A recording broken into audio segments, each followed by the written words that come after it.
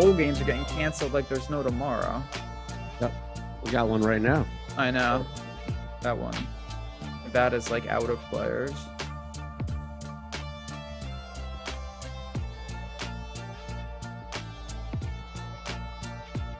Welcome in. I hope you enjoyed your Christmas extended weekend as we're back on this Monday to close out the week. Monday Night Football. Get ready for the Ian Book era in New Orleans. Myself, Ben Ross is in the house. Of course, Mike Awesemo is producing, and we appreciate you all hanging with us. We don't ask much. In fact, this is your show as much as it is our show. Let us know in the chat, following you hitting that thumbs up button, following you subscribing to the Awesemo Odds channel. We ask that you let us know what you are locking up, your favorite play tonight to moving forward. You know what? Maybe it's a live play, Ben. Maybe somebody, Kickstart or Bloomfield, somebody's coming in here with a live Nevada play, as I think they just got back up on the board again in this all-important Western Michigan Carson Strong less Nevada game.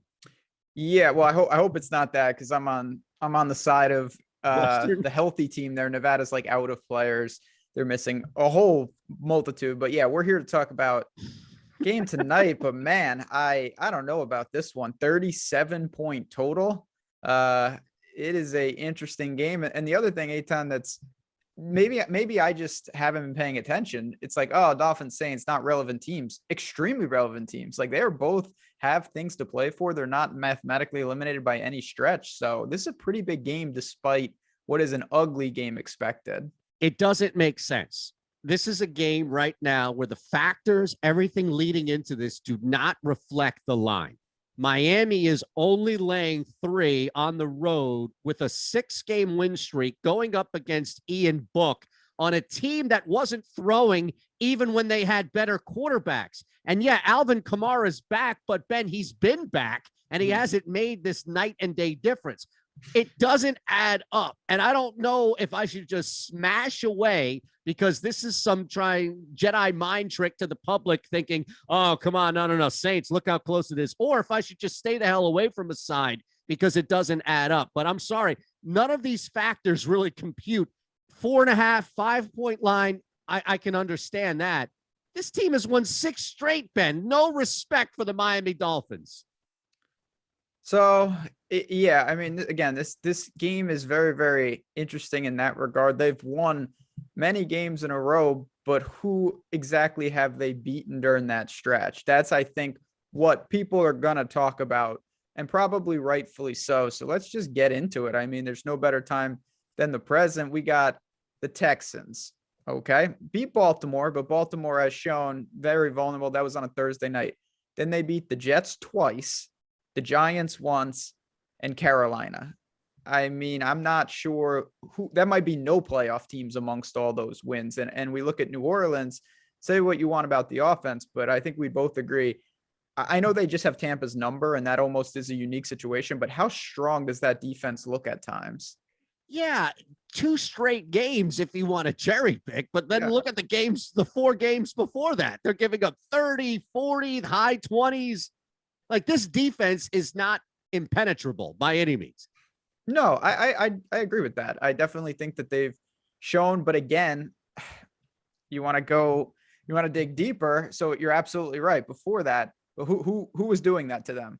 Dallas, Buffalo, at the Eagles, at the Titans. That's probably 4 playoff teams. So level of competition, definitely, I don't think it's even up for debate. Level of competition goes to the Saints. They've been playing tougher teams in more competitive games. Miami's been beating up on the garbage teams, but just the fact that they have a chance to get into the playoffs is a miracle considering where they started. And that's why I do think that this is a little short. I guess the books are saying that maybe Ian Book to Simeon to Taysom Hill, there's just not that big of difference. Because, like, what do you think? I know this is always an abstract question, but I love to ask things like this to you. What do you think the line would be if Taysom Hill was the quarterback tonight? Oh, I think it'd be close to a pick 'em. Yeah, absolutely. Which again would still reflect disrespect to the Dolphins. Like, it's not going to move in the Dolphins' favor in the standpoint of the narrative. It would just move in their favor as far as they would be laying less points. But no, absolutely. Look, they have him at 180, 183. This thing's moving a little bit here, but his passing yardage, for a guy in Taysom Hill, who we know is coming in as a glorified H-back that now can throw the football. Ian Book isn't that physique. Like, Ian Book was drafted to actually throw a little bit, and he's sitting at 183. Come on. I mean, they're screaming at you that the Saints are not going to throw the football outside of dumping it off to Alvin Kamara and quick passes to their wideouts. I'm sorry, man. You want to play here right away? I can bump this thing up. Dolphins -7 is plus 170. This makes no sense. Dolphins run away with this thing tonight, Ben. I mean, if you think that's the case, are you looking to possibly parlay or look to the over as well? Like, do you think the Dolphins are putting up 20 plus points in this, or do you think that the Saints legitimately will put up like 6 points and that's why they're coming home with a loss? I went a back and forth with this a lot. Look at that. Berger got in early last week. Miami +3 and over 38.5. Wow. Yes, absolutely. That was the move at +3. You're golden there. Look, the total, and I'll be honest with you, Colin, I love you. You know that. We go back here, but I don't like the total. And I don't like going over because it's Ian Book. I mean, this Saints team just won a game 9-0 with a quarterback who is asked to throw more than the current guy now. So I can't trust New Orleans. I don't know if Miami's going to score 17 points or if they're going to score 36 points, but I know that I cannot trust the volatility. And I mean, what is the ceiling for Ian Book right now? 20 points, 24 points, 14 points. We know that he's fresh, right? So it's always the unknown in this case is going to work against Ian Book. We know he's fresh. We know he's coming in without any reps. We know he's coming in basically this week to be the starting quarterback. That's going to work against him. But we also don't know the ceiling either. And I don't know if it's going to be 28, 35, some odd points. So I can't trust the total, Ben. So that's the one thing about Ian Book that I think is very interesting. And it's not that it gleans us a ton of actionable, but we just don't know. And obviously, I think you can look at this two ways. Clearly, if they thought he was, had a lot of potential, they probably would have thrown him in there already. They had that option and they went with Simeon and they went with Taysom Hill. He's playing not because they're saying, let's give this guy a shot. He's playing because they have absolutely no choice. That's not a good sign. But on the other side, he's somewhat mobile. He's got no bad footage. It's not like we've seen this guy before and it's been, a couple of the guys, no disrespect to Boyle and Josh Johnson and Garrett Gilbert. We've seen this story before. We've seen them play and it hasn't gone great, and they were thrown in again and it didn't go great for the most part. We've never seen this. So who knows exactly what Ian Book is going to give them. I don't think it's outrageous to think that he's somewhat in line with Taysom Hill and Simeon's production. And if that's the case, I don't know why the spread is reacting, even 3 points, as you mentioned, because I agree with you. If Taysom Hill was under center, you're looking at a virtual pick 'em. I don't know why the books are giving it that much love, or maybe we're going to look and say, wow, what a drop off for the Saints, even from Hill to Book. It's that bad. Yeah, it's a good point to raise, especially because the passing props that we see on the books. Yeah, they're not good. No. So it's almost like you're not getting an answer, but you're getting a hint to your answer there, right? Like you're getting somewhat of a nudge from the books, which is don't expect fireworks here by any means. A really good point by you. Absolutely. The books. And that's why, we talk about with Odd Chopper, it's so important, even if you're not just betting the games, even if you're building DK lineups, even if you're building, showdown lineups or whatever, just to get an indication of, okay, what are the books think about this guy? And clearly they're saying don't expect a ton from Ian Book with 179.5 passing yards prop. I do find it kind of interesting that his rushing yards prop is 26.5. So they're saying this guy can move a little bit. And we saw that at Notre Dame. I don't think that's outside the realm that they say, let's try to employ a similar strategy to Taysom Hill. He is plus 310 anytime TD. Now, here's the thing. How many times did they score total? Well, yes, you are definitely banking on the fact that they may not score a touchdown, which I get.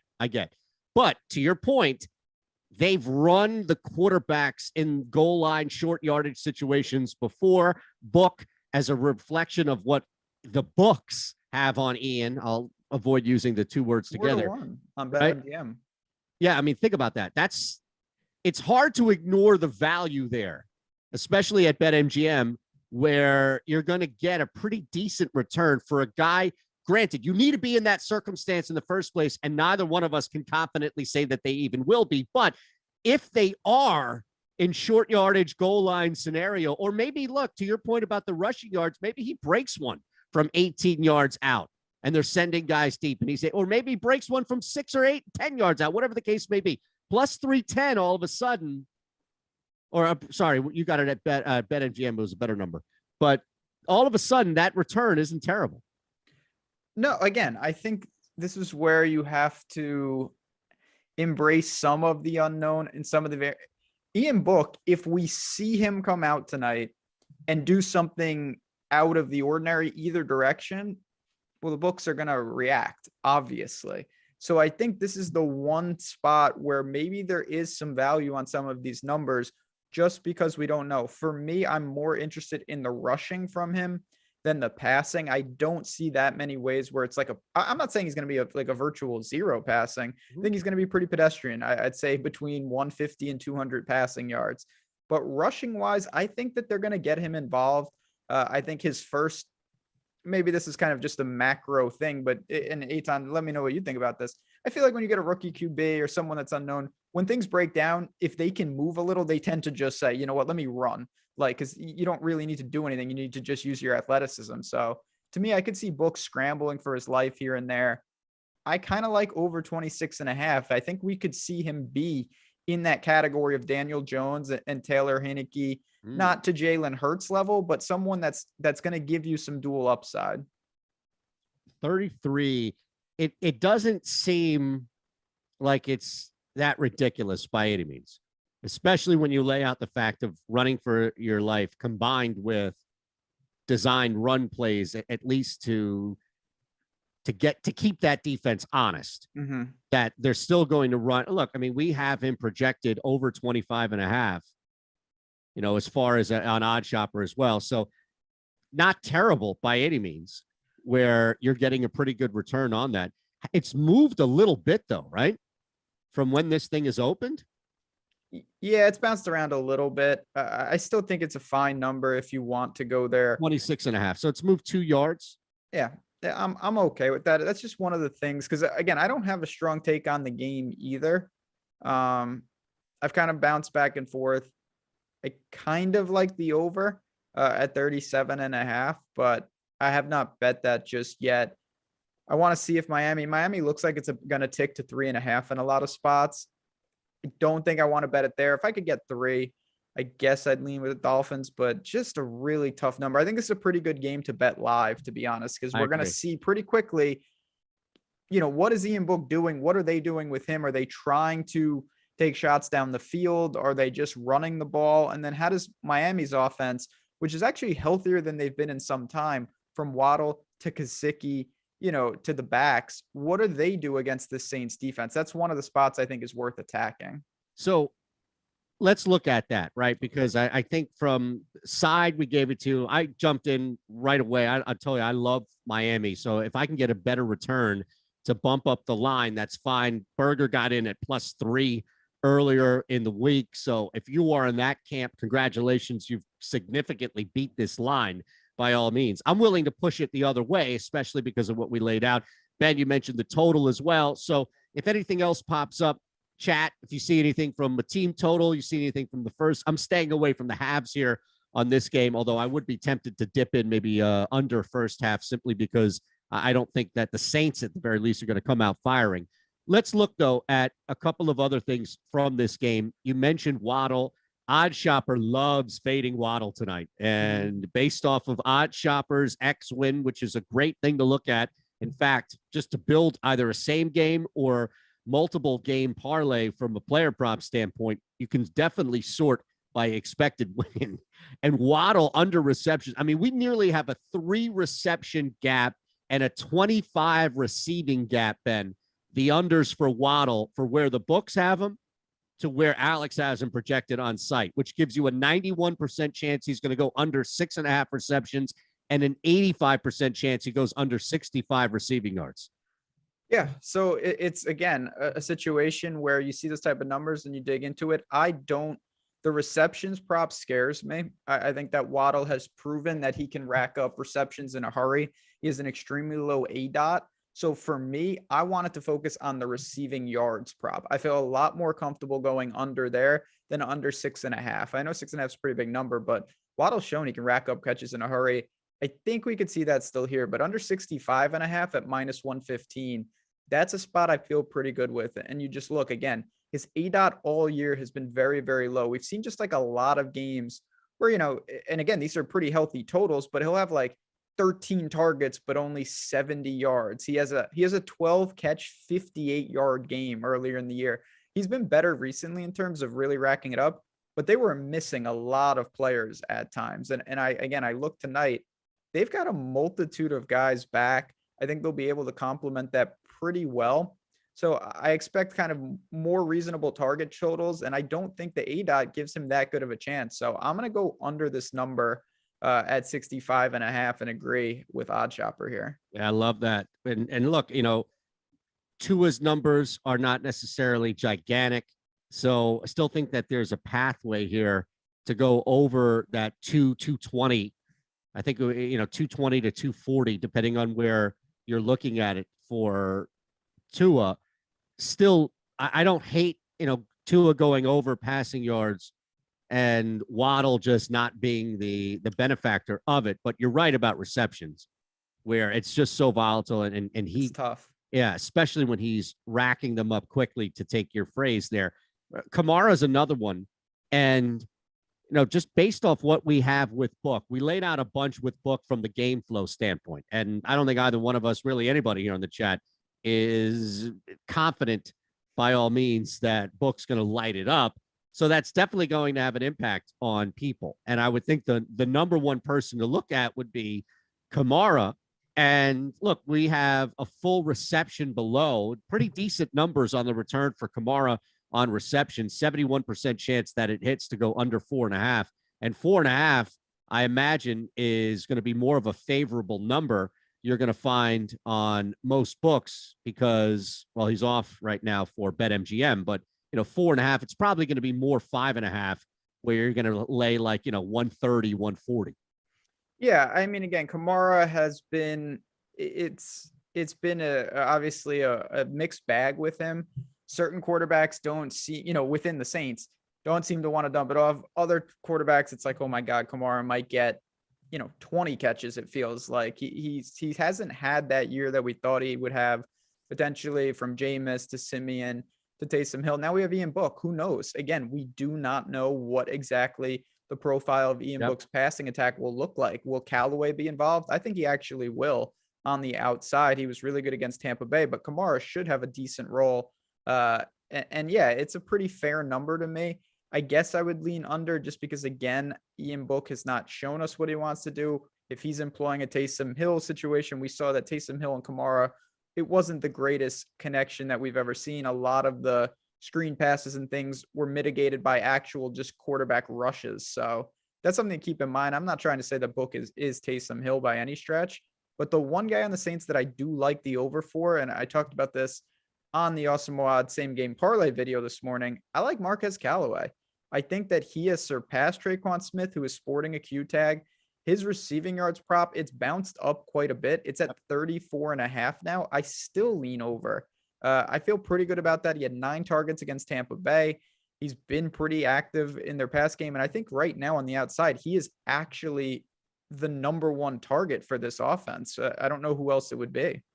I love it, especially because it doesn't look like, as much as it's moved up a little bit, it doesn't look like the number has truly reflected the passing, as you referenced, on the depth chart or the target share, what have you. So it looks like we could still sneak in at a favorable number, especially, and I'm building this as Ben talks last Thursday, by the way, that same game parlay that we built right here on the show hit. Yes, so and then I had to put it up on Twitter for people to see the proof, because we're in the proof business now, which is fair and fine, but it's paying Ben Rasa to watch and listen to the show.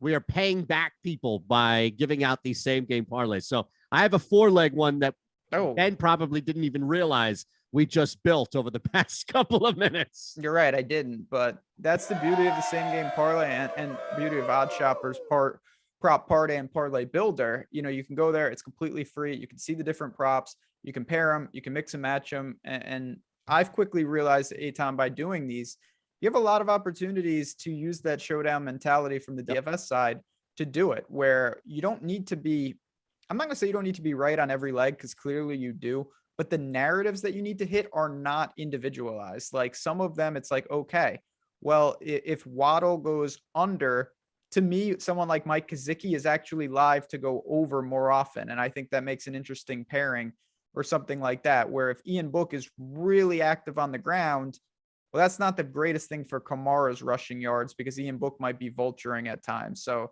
you've got those stories to tell. And as you can see here with the old 10X, you hit some of these, it pays for a lot. That's a 21-1 parlay with little Suns basketball, little Waddle receptions, and a couple others out there.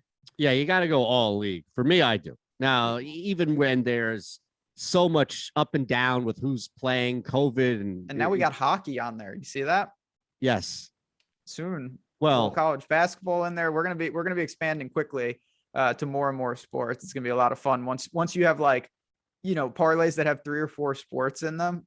That's the best kind of sweat. Well, what state is Mike on right there? Because I'm in PA and we don't have hockey yet. So come on, we're waiting for you. Yeah, we'll get it up and running.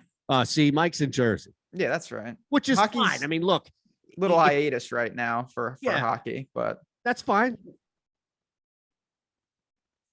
Yeah, but you got I'm in the parlay builder. Sorry, I apologize. Well, yeah, there's no hockey they're on COVID bet on, hiatus. Right. I get that. But it's back in the parlay builders. Damn right. See, there you go. Now I learn everybody's out there. Smash this earlier, and the X win percentage is going to be the highest you can find in the NBA tonight, because I already did a video for Prize Picks earlier. Nick Claxton over 6.5 rebounds. Alex has him projected for 10. It's got an X win percentage of 89%. And it's a favorable number at over 6.5 for some reason, where you can get a minus 105. So look at that. I mean, you can build the 10X is what I'm looking at here, but you know, it's amazing right now to look at the ways in which you can cross over, still get favorable returns on 1 or 2 bets, and then have white with points under 18.5, 71% X win percentage of that hitting at even money. So it's not just, hey, bet this. It's matched with projections. It's finding stuff that's going to get you a great return, even money on a bet on one play here. That's 71% chance of hitting on our projections. Pretty damn tight right there as far as what we have in the parlay builder. For sure. So looking at this game, because we've talked about Waddle a little, we've talked about Book. Is there any other player that you're thinking is going to make your card tonight? Because for me, just to kind of recap, I like the over on Ian Book's rushing yards. I like the under on Jalen Waddle's receiving yards at 65.5. Other than that, I'm still working through. I kind of like the over on Gesicki, and I like the over on Callaway. Are there any other guys like the Vanets, Tua, or anything else that, you know, Devontae Parker, who's been pretty quiet? Like, what do you make of these peripheral options? I would rather, I'm glad you asked that, because I kind of wanted to, I didn't know where I wanted to slam or slide this maybe in with the player props, or just looking here at the parlay builder itself. And look, we'll get to some lock it up. So make sure after you hit that thumbs up button, see Kick's in here, John Shelton's in here. So hit that thumbs up button. We want to make sure you're subscribed if you're not already here to the odds channel. So I would rather take a shot with some of these guys at an anytime touchdown than because look, Nick Vanett, for example, right? You know, he's +5. Like, look at the anytime TD. I don't know what the hell's going to happen with him as far as receptions. Receiving yards is 22.5. I mean, that alone is a low number. I get it. But, you know, I'd rather look and see, all right, if they're down in scoring positions outside of Kamara, where you're really not going to get a great return anyway for an anytime, although he's at -115, not horrible. And Mark Ingram, I'll stay away from. But, you know, can I start to look at Nick Vanett at plus 280. I'll tell you, there's a shop for these because I can get Vanett at 5-1. So are you going to turn that down? A guy in Nick Vanett who is now in the game script, right? Who is involved in what's happening here. And if in fact they do get into some sort of scoring territory, he's 5-1 for an anytime touchdown score. So I feel like I would rather take a shot, half a unit, even a whole unit on that, than try and whittle down what he can do on a reception or receiving yards basis. Does that make any sense? That part, I definitely am with you. I think when we're talking about the Saints, there's so much unknown with who's going to be up there. You might as well up the variance and go for things like that. First of all, I think you identified number one with those type of props, you have to shop it because you have no chance if you're taking the wrong number. So if you're getting the best number out there, okay, that puts you at least in a fighting chance. I just worry about right now, over under 17.5 points for the Saints tonight is even money. So you're looking at 2.5, they're implied for 2.5 touchdowns technically. Like there's not a ton of opportunities. I think for me, Callaway is in the same type of number range, and I do like him on the outside. I know he's more of a kind of a home run threat. I just don't know exactly what the Saints offense is going to give you tonight. So you're sprinkling on a 5-1, which is, I do think, better than honing in on like even money Nick Vanett props, because to me, we still don't have an indication exactly what the Saints offense is going to look like. I would assume their game plan is going to be do what we've been doing, which is win games by holding teams to under 10 points. That's got to be the plan. I don't think they want to get in a back and forth with anybody right now, given that Ian Book is their quarterback. Yep.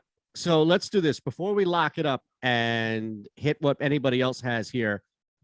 Yeah, that was tough on the Hawaii Bowl ticket getting voided. Yeah, that was awful. That was my one of, if not my biggest bowl bet of the entire thing, and it gets voided. Oh my goodness, man. I did, by the way, jump in earlier.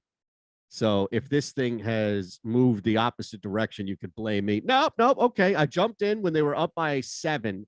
I laid 12 live, and Western Michigan, 4 minutes to go. Yeah, they're going to be fine. 24-10. Now you laid a much more comfortable number, but I had the benefit of a 7-point lead. Yeah, I bet them before all this happened. So I have a great number, which sometimes you get that. Sometimes you get burned. So was this before Strong is out? Were you getting points? No, I didn't get it that early. I have Western Michigan -3. Oh, it closed at 7. I feel obviously very good about it, but I also have some tickets that I took, not to go on a tangent, but like Texas San Antonio, I had them at -3 and they closed as 3-point underdogs. Like it works both ways with these bowl games.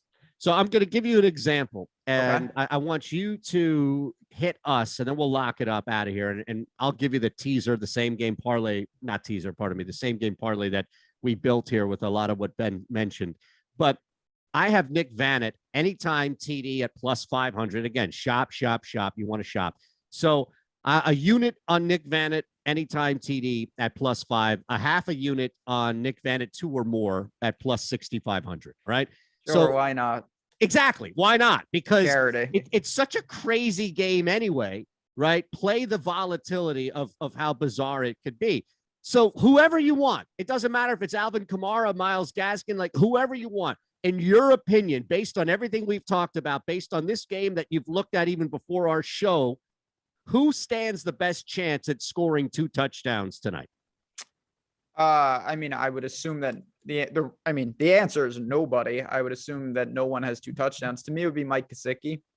It's a guy that, again, I think that the Dolphins are more likely to put up. They're slight favorite. I think they're more likely to throw for multiple touchdowns, and I think that's probably your best chance.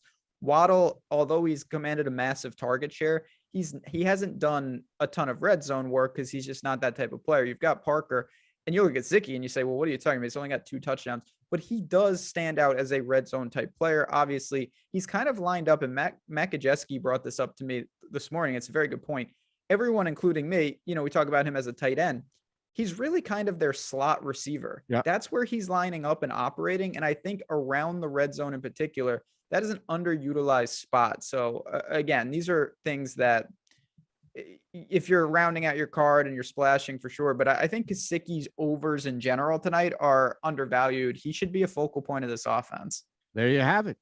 Gesicki. And it's that easy to place that wager right there. And, BetMGM, if you look at Gesicki, he's at plus 260 anytime.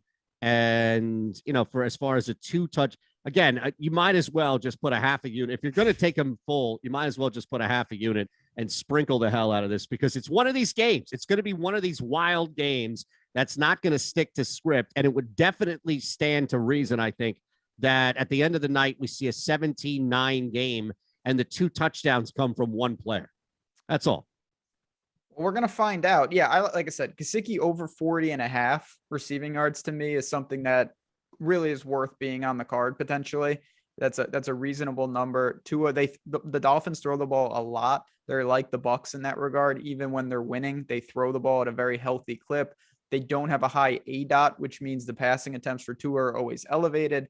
I think Gesicki, Waddle, Parker, the running backs all complement each other really well, can do some things to stress the Saints defense. So I'm not saying they're going to march up and down the field, but I do think these pedestrian receiving yards props, particularly for Gesicki, that's one, I think it's a little off right now and one we should jump on. All right. So pay attention to everything going on with Odds Shopper. Again, it's free. It's easy to use. We're using it each and every time we place a wager. I got to give a shout to Odds Shopper. Parlay hit over the weekend, and I tweeted, and also the top 2 plays that they had for Sunday Night Football under Carter and under Humphreys receptions both hit. So again, this thing is working. We're not doing this. We're not pumping this just to hear ourselves talk. By all means, make sure you're constantly on that. Let me give you the same game parlay. I'm going to lock it up. You lock it up and we get out of here. Okay. Beautiful. All right. Miami defense plus 600 to score a TD. Wow. There you go, Ben Rasa. Come on. Yeah. Again, I think that all comes down to, and I know it's very difficult, but try to decipher what you think Ian Book is going to do tonight. If you think Ian Book is going to take some chances, you think if he's going to be pushing the ball down the field, I think that's a real good number. If you think that he's super conservative and he's running the ball a lot, it's not as good of a situation. So I think that's contingent on how you think the Saints offense operates. There's a lot of ways where that's a pretty good number though. Miami plus 6,500 defense to score 2 or more. No, we've Nick Vanette's got a better chance than that. Then again, look at the Cowboys defense last night, but that's not happening here. Fair. All right. So here's the same game parlay. All right. Hit me with it. That we did. I'll spoil it here. I'm locking up right now. Dolphins -7. All right. I can push that to 175 on the return. I don't trust Ian Book. I don't trust the Saints. The defense is there, but I can look, 7 is not difficult for me, at least coming into this. So I'm going to lock it up at -7. It's aggressive, but that's where I am tonight. We'll talk about it on Thursday, how right or wrong I may be. Our same game parlay is at plus 700. It's a 4-leg play. You ready? Please. Here we go. Over 24.5 Ian Book rushing yards. Okay. I like that. Under 69.5 Jalen Waddle receiving yards. It's in the same game parlay I built this morning. There Certainly you go. In line. Over 29.5 Marquez Callaway receiving yards. Was another leg of mine this morning. Absolutely. All right. Now, how many legs do you have this morning? I have me and Matt built a 3-leg same game parlay for 5 to 1. Okay.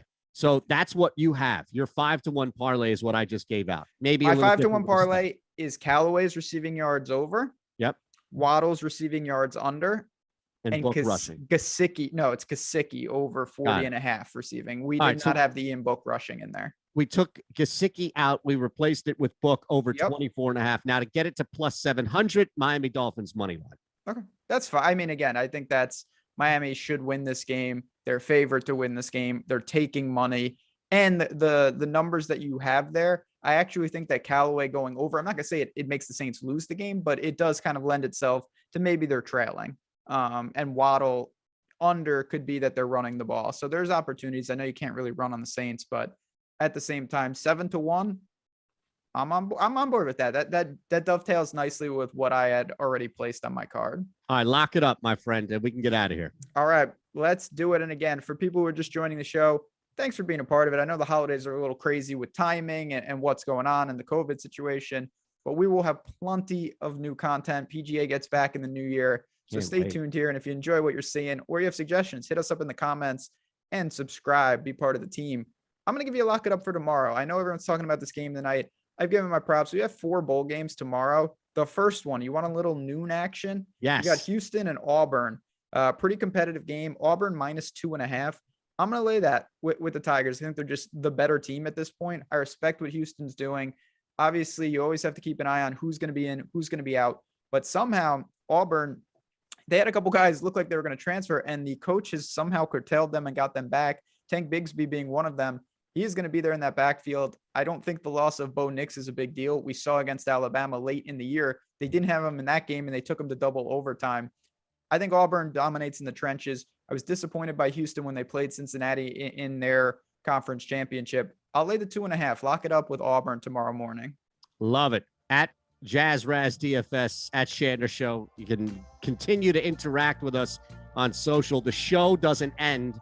It's continuous, nonstop. Any plays you have, let us know. Thanks to Mike Awesemo, of course, for producing. Thanks to you out there. Thumbs up buttons there for a reason. Hit it, please. And really make sure you're subscribed. As Ben said, we have constant new content updating by the day. So thanks for hanging with us. Good luck out there tonight. We'll see you Thursday.